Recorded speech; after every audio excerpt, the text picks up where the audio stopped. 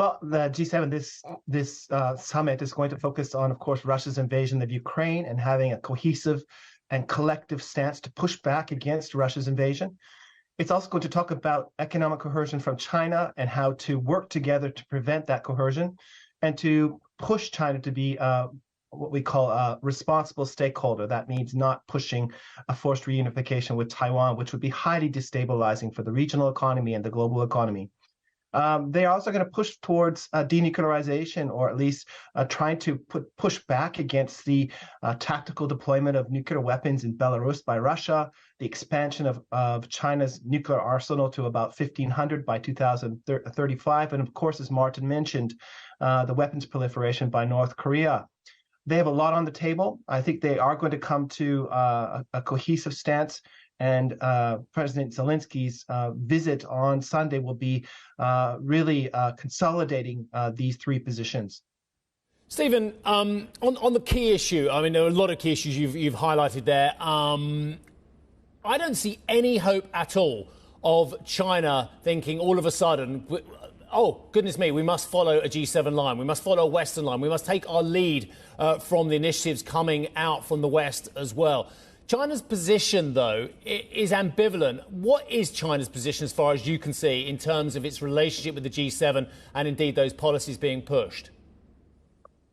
China sees the G7 as an elite clique that has a Cold War mentality that is aiming to contain China.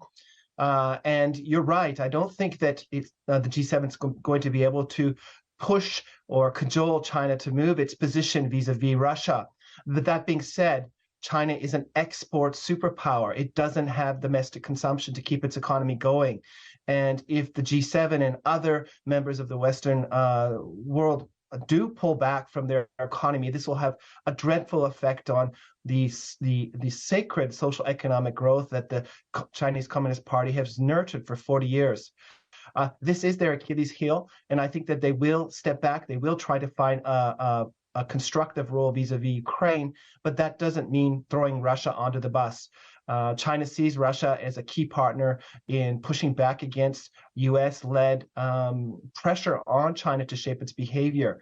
It's a complex equation, but again, I think that China understands that its prosperity and stable social economic growth is not going to be related to Russia. It's going to be related to open access to markets with Europe, with the United States, with Canada, and with other Western states.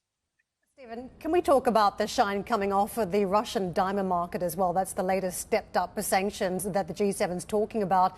And interestingly, we just played a clip of Charles Michel, who is a Belgian politician, the head of the European Council, but it was Belgium who's been a big importer of Russian diamonds still, that wanted a global approach. What signalling are we getting in terms of how the sanctions will still play a pivotal role from here for the G7 and beyond? Thanks, Karen. So what we're seeing is that the EU and United States and other countries really are finding ways to squeeze Vladimir Putin's regime, ensure that they're not getting hard currency to keep the economy going. And what we're going to see over the coming year is more tactical deployment of sanctions and financial constrictions on the Russian economy to make it much more difficult to prosecute the war against Ukraine.